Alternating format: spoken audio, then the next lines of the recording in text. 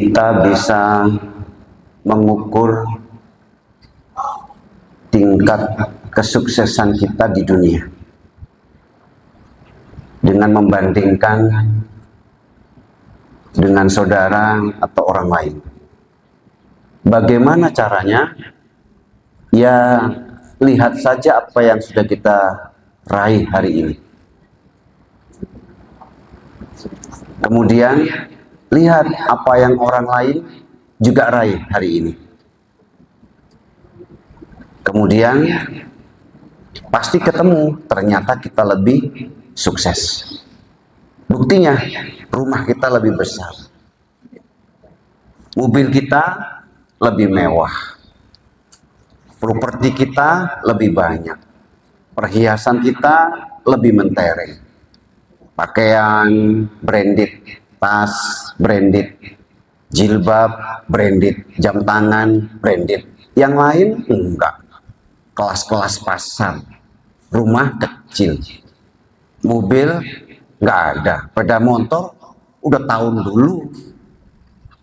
Maka kita bisa bilang ternyata kita jauh lebih sukses dibanding dia. Pertanyaannya, apakah kemudian dia itu lebih sukses dari kita tentang urusan akhirat? Belum tentu. Belum tentu. Jangan-jangan pembantu kita ternyata lebih sukses akhiratnya. Jangan-jangan orang yang kita sangka tidak punya apa-apa itu ternyata lebih mulia di sisi Allah. Jangan-jangan orang yang terlihat tidak punya apapun ternyata lebih terkenal di langit daripada kita. Subhanallah. Inna akramakum indallahi atqakum. Karena dia punya ketakwaan yang jauh lebih dahsyat dan kita tidak tahu. Maka hadirin, kesuksesan kita di dunia tidak akan pernah mencerminkan gambaran kesuksesan kita di akhirat.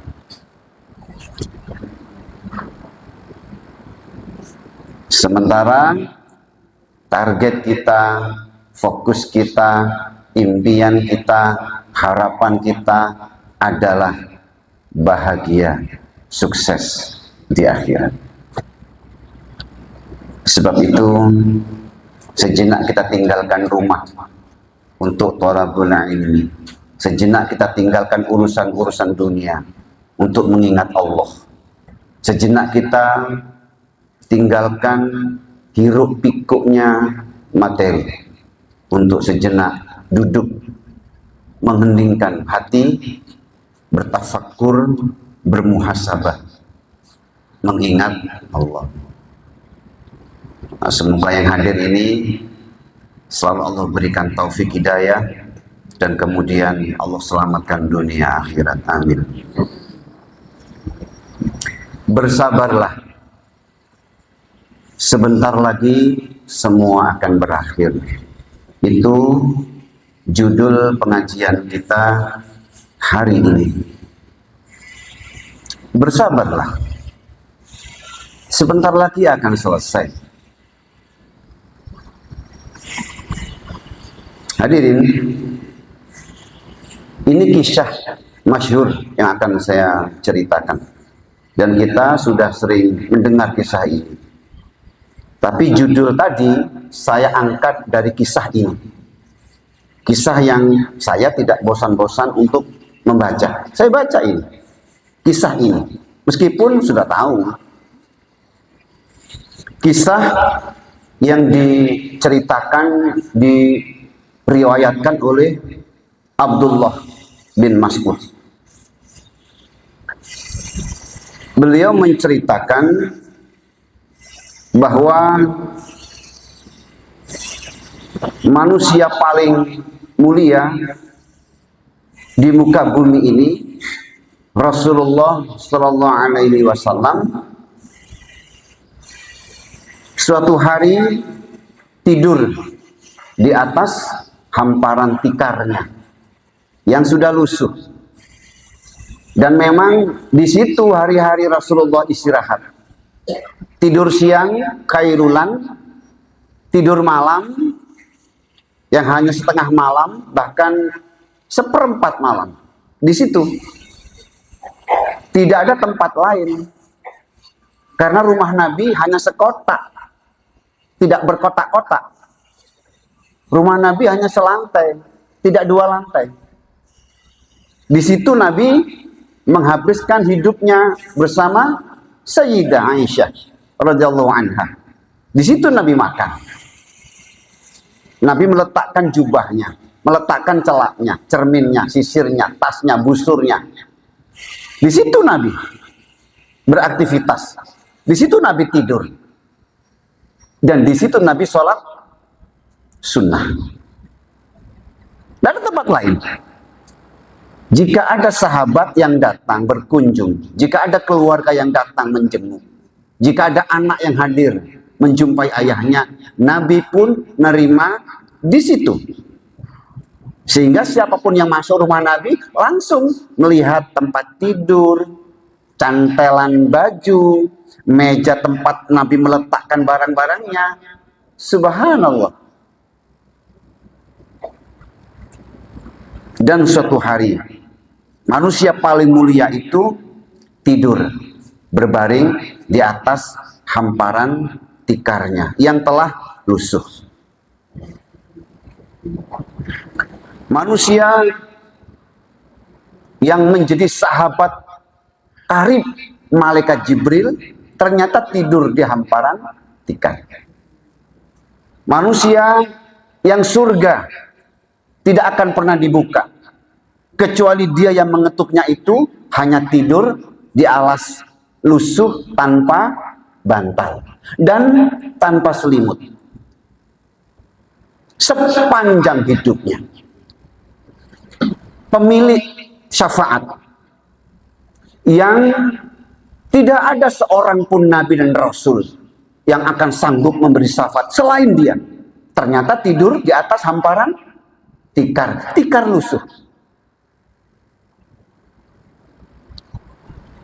Kemudian ketika beliau bangun, ya pasti nampak bekas-bekas anyaman tikar itu di pipi kanannya, di lengan kanannya, di sebagian badannya. Kok yo pas saat Nabi berbaring, Umar datang bersama para sahabat. Kok yo pas ketika sahabat berkunjung bertamu, Nabi pas istirahat berbaring sejenak, sehingga begitu sahabat pinarak masuk, Nabi pun menyambut dan banget kelihatan banget ini bekas-bekas tikar itu di pipinya. Kok di pipi? Ya karena tidak berbantal. Kok tidak pakai bantal? Tidak ada bantal. Subhanallah. Hadirin, Umar yang perkasa itu, Umar yang kokoh dan tidak mudah nangis, apalagi sedih, tidak ada. Umar itu orang yang tidak mudah sampai nangis, sampai sedih itu tidak Umar itu.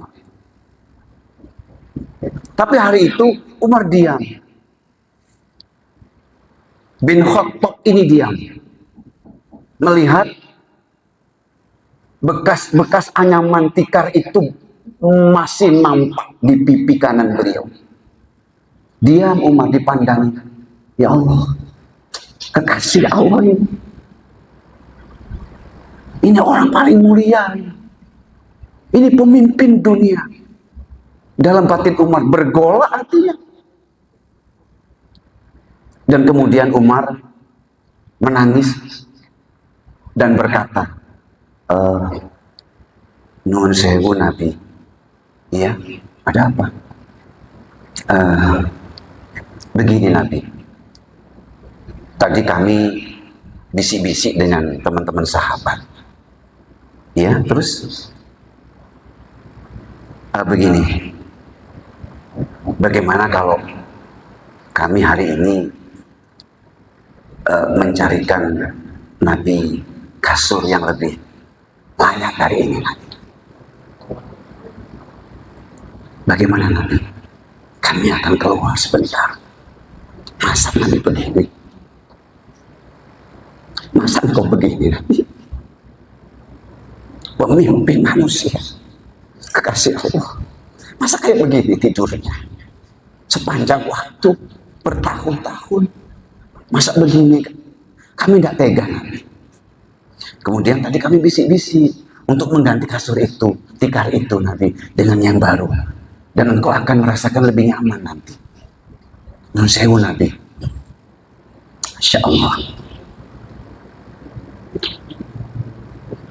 Apa jawab Nabi? Di luar dugaan para sahabat. Nabi berkata, Mali. Mali. Wa mali dunia.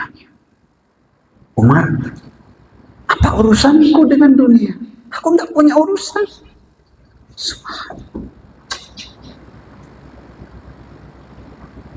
Apa urusanku dengan kasur, dengan dipan, dengan selimut, dengan bantal? Aku tidak ada urusan. Mali, oh mali dunia. Aku tidak pernah punya urusan dengan dunia. Subhanallah.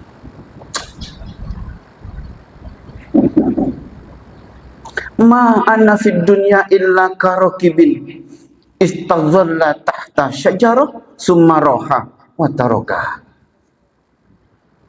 Tidaklah aku di dunia ini kecuali hanya seperti seorang musafir. Hanya singgah sebentar di bawah pohon, bernaung. Sudah, setelah itu aku akan melanjutkan perjalanan. Aku hanya singgah sebentar. Sing sabar tahu Umar. Dan sebentar lagi semua akan berakhir. Nikmatnya tidur di atas sofa, di atas kasur, di atas dipan, di atas spring bed, di atas kamar yang mewah. Sing sabar tak. Sebentar lagi semua akan berakhir. Masya Allah. Hadis At-Tirmidzi. Masya Allah.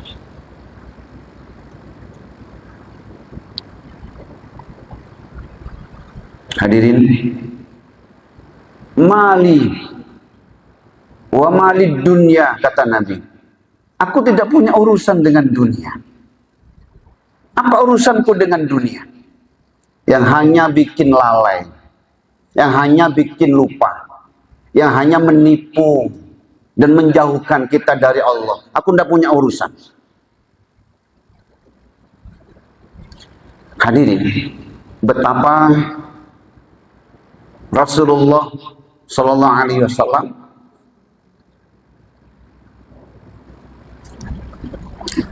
merasa bahwa dunia ini bukan masa depan.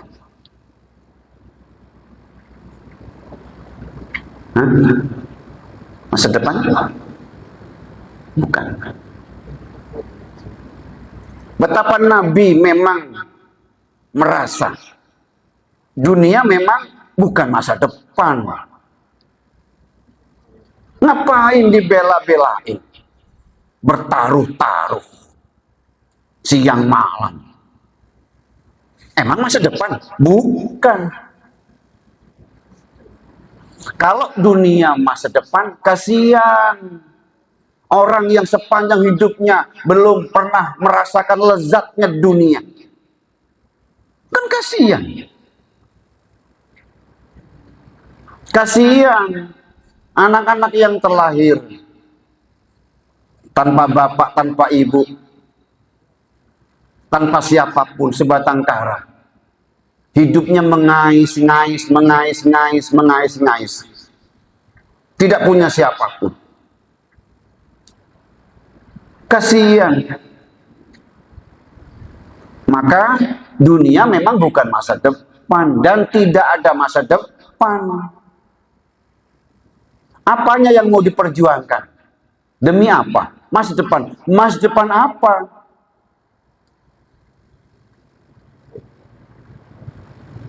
Betapa Rasulullah Sallallahu Alaihi Wasallam hanya fokus membidik masa depan abadi, akhirat.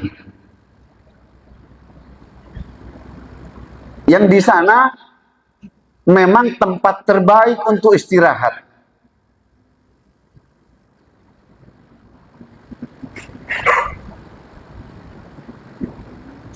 Betapa banyak orang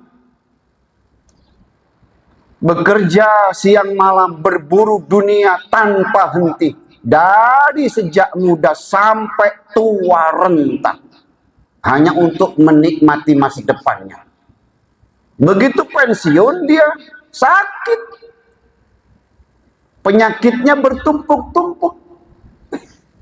Makan ini tidak boleh, makan ini dilarang, minum itu dilarang. Menikmati itu sudah tidak boleh. Lalu bagaimana perjuangan dia? Lelah, letih, capeknya dia berpuluh-puluh tahun. Ternyata dia tidak menikmatinya. Justru di akhir-akhir usianya dia dilarang. Jalan jauh dilarang, naik dilarang, turun dilarang. Makan ini dilarang. Ini makanan, minuman, kesukaannya dari kecil. Tapi hari itu dilarang. Mana masa depan? Mana menikmati?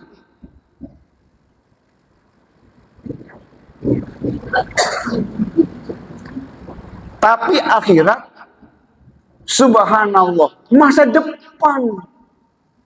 Emang masa depan. Nggak ada kerjaan di akhirat. Sholat selesai. Puasa sudah nggak ada. Baca Quran berakhir. Umroh haji sudah nggak ada lagi. Bangun malam, tahajud selesai. Duha, ndak. Kecuali zikrullah. Hari-hari menikmati. Hari-hari menikmati. Sehingga tidak ada tidur di surga.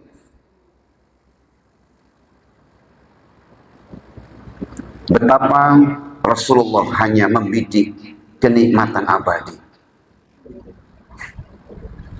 Dipan-dipan abadi. Kamar-kamar abadi. Bantal-bantal abadi. Tilam-tilam abadi. Dan itu adalah surga. Betapa Rasulullah hanya menginginkan kelezatan tanpa batas, dan itu adalah akhirat. Hadirin jemaah sahati rahimakumullah, hati-hati, jangan tertipu.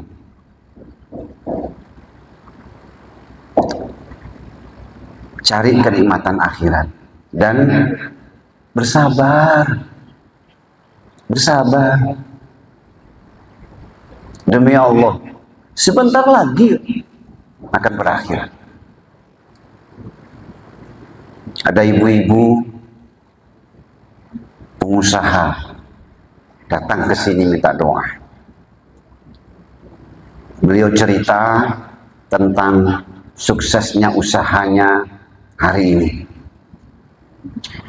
Di sana ada kantor, di sana ada kantor, di sana ada kantor. Ini mau buka kantor baru, Bu Salfian. Minta doa.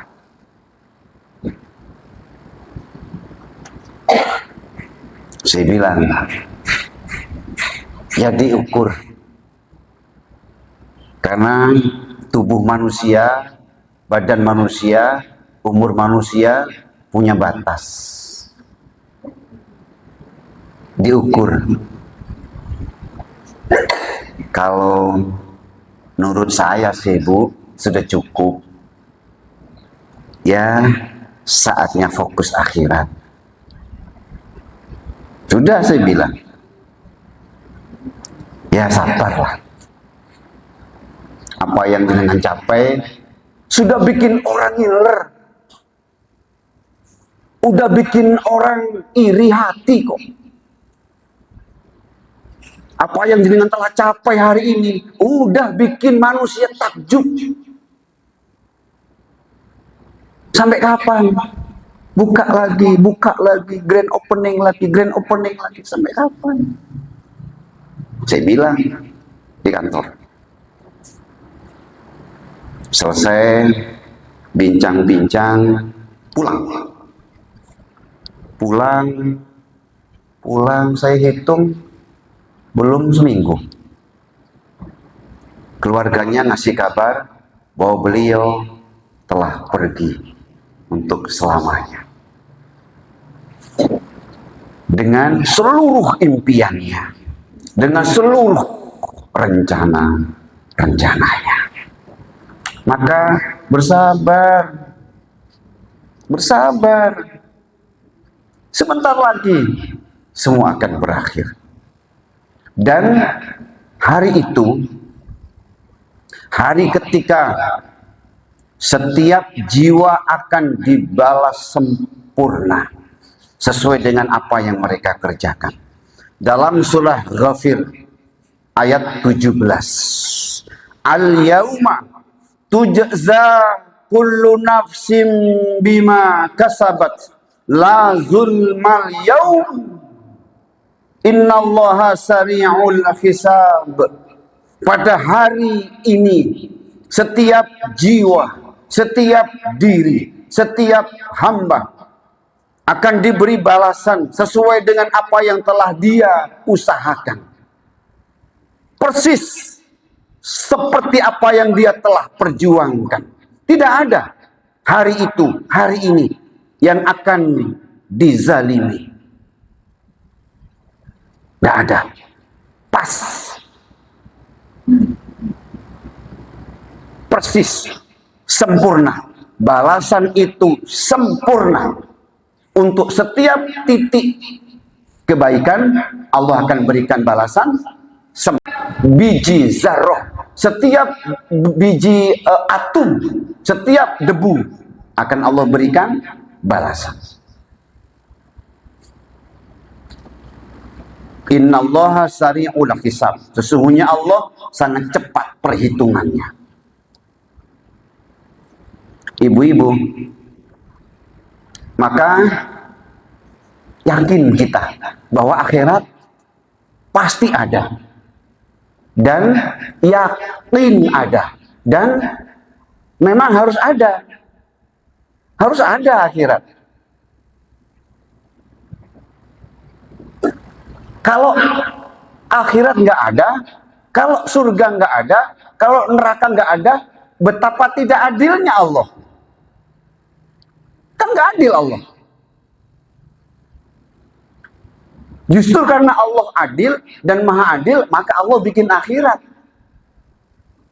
Dan akhirat memang layak ada, harus ada, wajib ada. Dan kita yakin pasti ada. Supaya apa? Supaya setiap jiwa akan dibalas sesuai dengan apa yang dia telah usahakan. Jika akhirat tidak ada, kok enak men wong kafir? Kok enak banget para perampok, para koruptor, aman sampai mati, aman, anak cucu keluarganya aman sampai mati, aman. Kok enak? Kok enak? Yang tidak sholat itu, kalau tidak ada akhirat, kok enak men? Udah tidak sholat, tidak puasa, udah begitu jahat sama orang, orang yang dizolimi nggak berani balas, diem aja. Kok enak?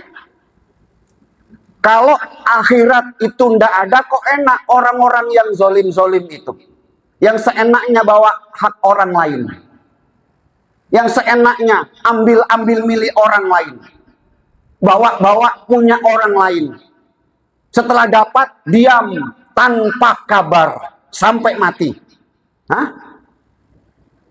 Kok enak?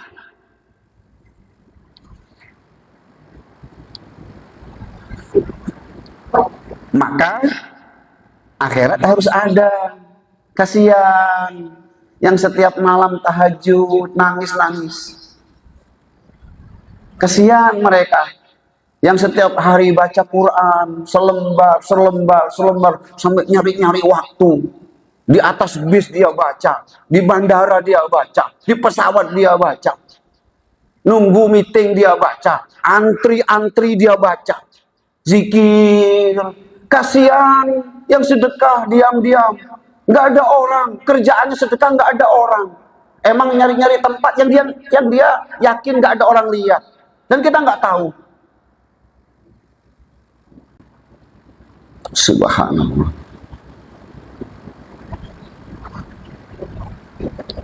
Saya kemarin dari Jakarta pengajian, ya memang diundang sih. Di antaranya khutbah nikah. Sebelum pulang, yang undang saya itu ngajak makan bersama Bunda Ria, Bunda Nurma, saya ajak semua makan. Setelah makan dia ngajak mojok, nggak ngajak istri. Biasanya ngajak istri, ngajak sopir, ngajak asisten, ini enggak, mojok berdua sama saya. Saya tahu dia agak takut ada yang lihat. Masya Allah, saya pun enggak tahu nih apa ini, kok tinggalin mojok. Memang mojok pinggir tembok. Kemudian dia ngeluarin sebungkus tas kain seginilah. Dia bilang, Gus, nggak ada yang tahu apa ini, hasil bunguan. Subhanallah, hasil bunguan apa? Yang kemarin. Terus buat Gus, ya Allah, nangis saya. Jangan bilang-bilang Gus, tidak ada yang tahu. Subhanallah. Saya habis nerima itu langsung cari musola restoran saya. Mbak, di mana musola? Di atas. Saya naik itu. Sujud syukur. Jika akhirat itu tidak ada, kasihan orang-orang yang diam. Kasihan. Anak-anak yang soleh, kasihan. Yang berbakti kepada ibunya, kepada bapaknya, kasihan. Kasihan anak-anak yang hidupnya menghafal Quran bertahun-tahun, kasihan. Anak-anak yang gak pernah menikmati masa remajanya sebagaimana sekitarnya. Bagaimana menikmati masa remaja? Dari kecil dia sekolah. Setelah TK MI, setelah MI sanawiyah, lulus aliyah nyambung, kemudian mondok. Mondok selesai nikah. Setelah nikah dia bersama istrinya, bersama suaminya, sudah ngurus umat, ngurus masjid, ngurus pondok sampai mati. Nggak pernah dibuang-buang umurnya, nongkrong, jalan-jalan tidak jelas. Kasihan mereka. Jenengan jamaah sehati dikira mudah ke sini? Enggak mudah ke sini. Ninggal kerjaan, ninggal urusan, ninggal anak, ninggal cucu, nutup ini, nutup itu. Kasihan kalau nggak ada akhirat.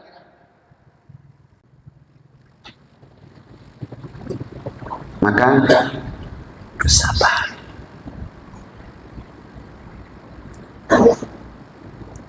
Yang seumur hidupnya mungkin tertimpa musibah terus menerus, enggak selesai. Yang sepanjang hidupnya mungkin merasa belum pernah menikmati hidup, belum pernah senang. Saya bilang sabar. Demi Allah, sebentar lagi semua akan berakhir. Bersabar. Bersabar. Karena akhirat pasti ada dan harus ada.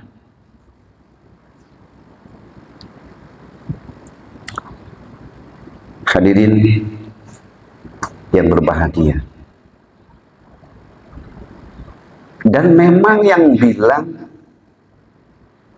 semua akan berakhir, bersabarlah dan sebentar lagi akan selesai. Itu yang bilang Allah.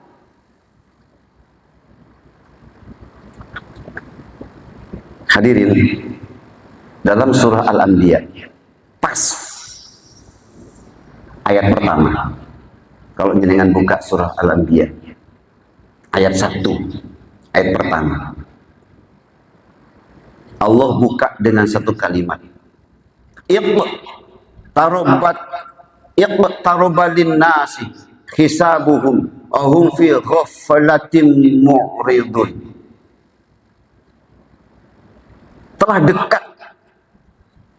Telah semakin dekat kepada manusia perhitungan amal mereka. Dekat. Siapa bilang jauh? Yang bilang Allah. Tarobalin nasi hisabuhum. Dekat, semakin dekat hari ketika amal itu diperhitungkan. Sedang mereka, ini masalahnya, wahum fi ghaflatin mu'ridun. Sedang mereka dalam keadaan lalai dengan dunia dan berpaling dari akhirat. Masalahnya ini, tapi kasur. Sudah, semakin empuk kasur, semakin malas tahajud. Semakin mewah tempat tidur, semakin malas bangun malam. Semakin mewah kamar, semakin malas beribadah. Yakin saya. Kenaan. Coba anak-anak kita. Kenapa enggak biasa bangun malam? Ya kenaan. Sudah kamar AC, spring bed, enak. Ada banyak fasilitas. Dipasang TV, layar lebar di kamar. Sudah gitu, ada wifi dengan kecepatan.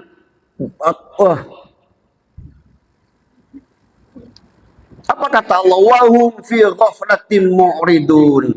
Sedang manusia memang lalai dengan dunia dan berpaling dari akhirat. Wes gak eling akhirat kok. Siapa hari ini yang ingat akhirat? Enggak. Maka benar, jika ada sesuatu yang diyakini akan datang, tapi dia tidak nampak seperti orang-orang yang yakin, itu yaitu kematian. Orang yakin kok semua, yakin. Tapi memang manusia nggak nampak, nggak menunjukkan bahwa dia dan akan siap menyambut dengan satu amal yang enggak. Lalai.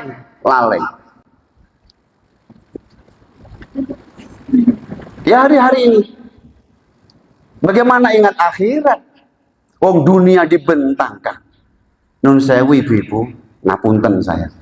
Anak dari kecil dibiasakan hidup serba mudah, fasilitas serba ada, makan serba enak, hari-hari hanya senang,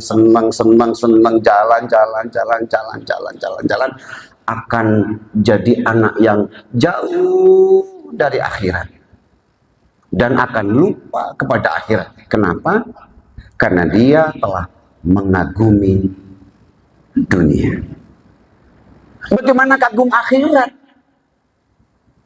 Hari-harinya dunia, terpesona, indah, manis, cantik, lezat, melenakan. Bagaimana akan kagum kepada akhirat? Bagaimana bisa berjuang? Bagaimana bisa menyampaikan dalil? Allah nggak kenal, Nabi nggak kenal. Dari kecil begitu. Ismail, ya ayah. Ayah mimpi apa? disuruh nyembelih kamu. Loh, ya sudah, sembelih saja. Hah? Ismail. Aduh, Ismail. Si anak kecil itu menyuruh bapaknya nyembelih dia. Hanya gara-gara bapaknya mimpi Allah suruh dia disembelih. Kok bisa ya Ismail jadi anak seperti itu? Bagaimana tidak bisa? Dia dari kecil ditinggal bapaknya di padang Sahara. Dibiarkan kesulitan. Tidak ada manusia yang datang menolong. Dipisahkan oleh Allah. Supaya hari itu ibu dan anak ini benar-benar hanya bergantung kepada Allah. Anak sekarang, subhanallah, dilu-dilu mah, tangelan titik pak, gering titik mah, sorot titik pak. Ya Allah.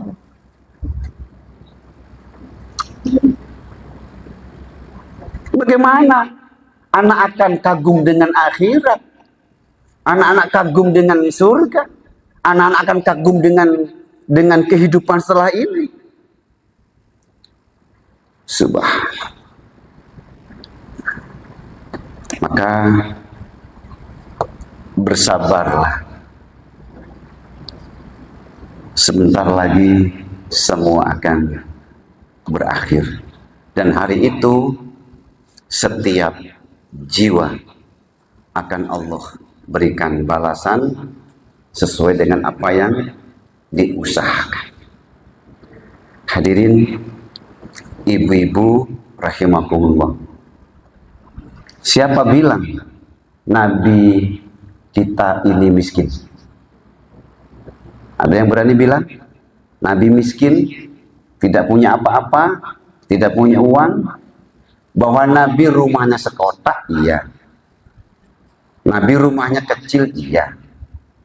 Nabi tidur di atas tikar tanpa bantal, hanya berbantal telapak tangan kanan? Iya. Nabi belum pernah seumur hidup kenyang hingga 3 hari 3 malam? Iya. Nabi biasa sarapan air tanpa yang lain. Bahkan sudah biasa pernah 3 bulan dapurnya tidak mengeluarkan asap. Karena emang gak ada yang dimasak. 3 bulan. 3 bulan. Subhanallah. Bukan kejam, bukan tega, tidak. Emang harus begitu mendidik anak itu. Jangan semua serba enak, serba mudah, jangan.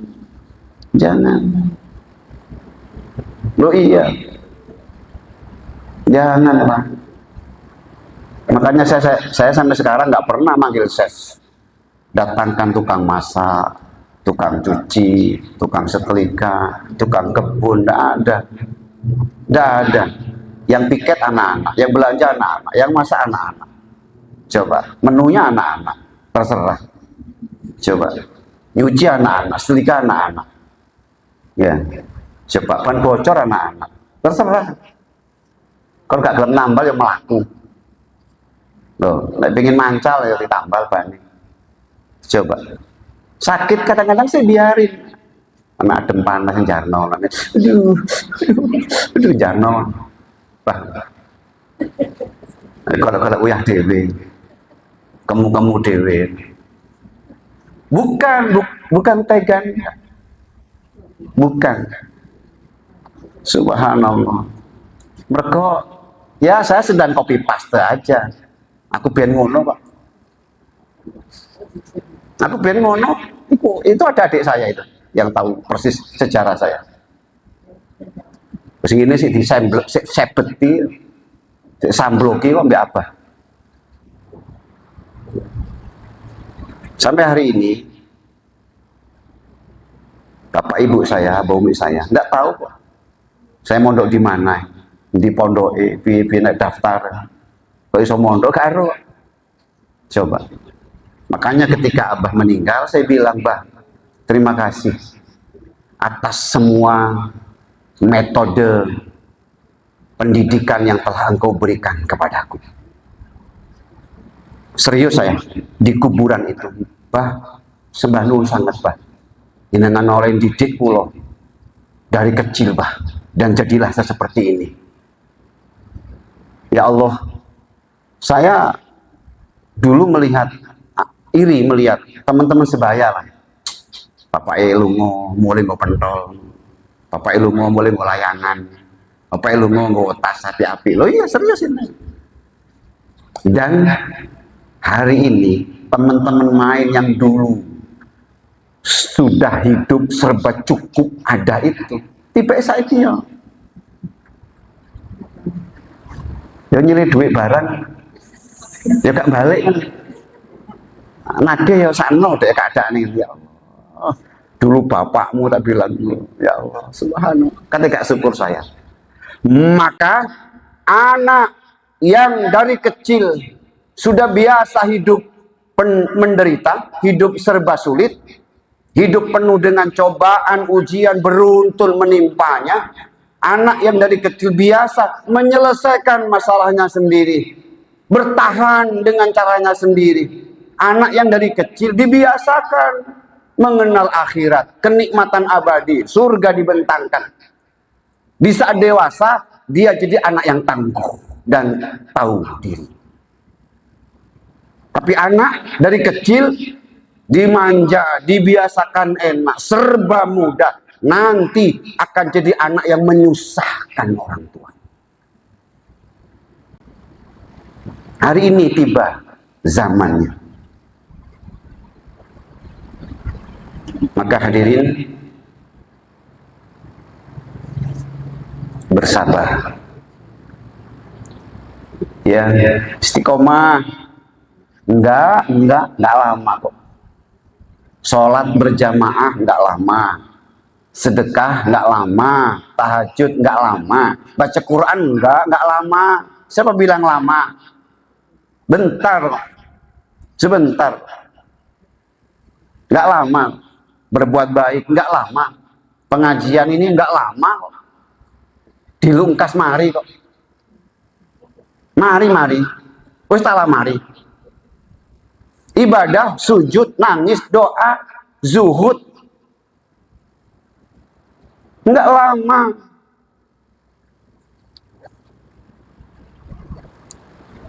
Nah, kok bengi mati? Berarti ya pengajiannya ya karena iki tok. Lah kan enggak lama. Ayo. Nek mati Rebo ngarep ya kurang pisang kas. Lah kan enggak lama. Hah? Kan enggak lama.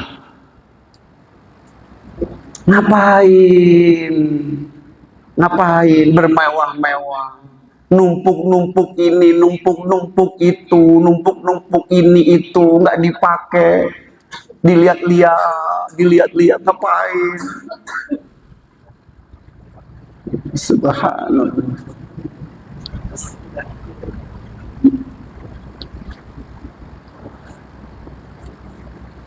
Hadirin jamaah sehati rahimakumullah, maka bersabarlah. Sebentar lagi semua akan berakhir. Istiqomah.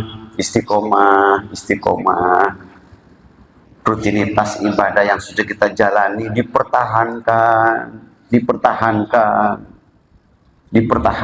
Jadikan itu sebagai kebutuhan, bukan beban. Rutinitas kita hari-hari itu emang kebutuhan kita. Dan sesungguhnya pencapaian terbaik kita sehari semalam itu adalah sholat 5 waktu dengan berjamaah on time. 1. Subhanallah. 2. Baca Quran. Selembar, 1 juz, setengah juz. 2. 3. Qiyamul lail, meskipun hanya 2 rakaat dan 1 witir. 3. 4, berbuat baik kepada orang lain, tidak menzolimi orang, tidak nyakitin orang. Selesai. Sudah. Sholat 5 waktu berjamaah, on time. Wahai Nabi, amalan apa yang Allah paling cinta? Allah cinta banget sama amalan ini. Nabi berkata, as-sholatu ala waqtiha, sholat on time, sholat tepat waktu. Allah cinta, bukan asal sholat. On time, pencapaian terbaik dalam sehari semalam. Bukan payu akeh, bukan panen akeh, bukan oleh arisan akeh,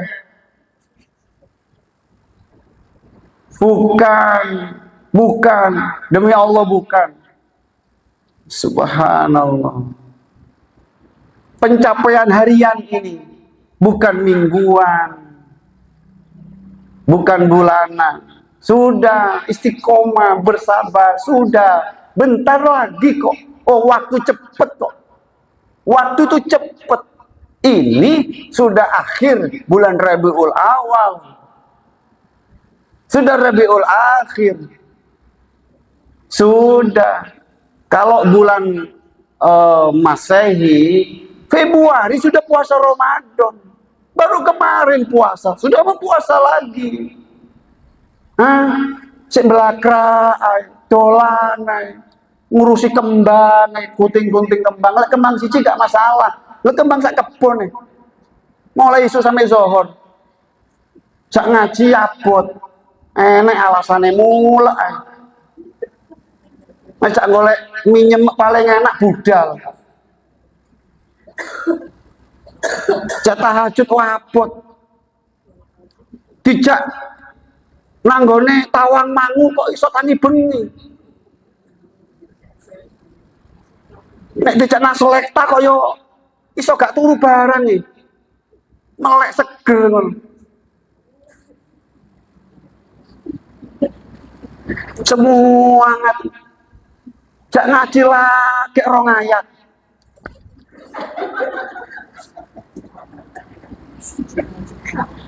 Kok bisa? Kok jadi begini tuh? Sudah tua.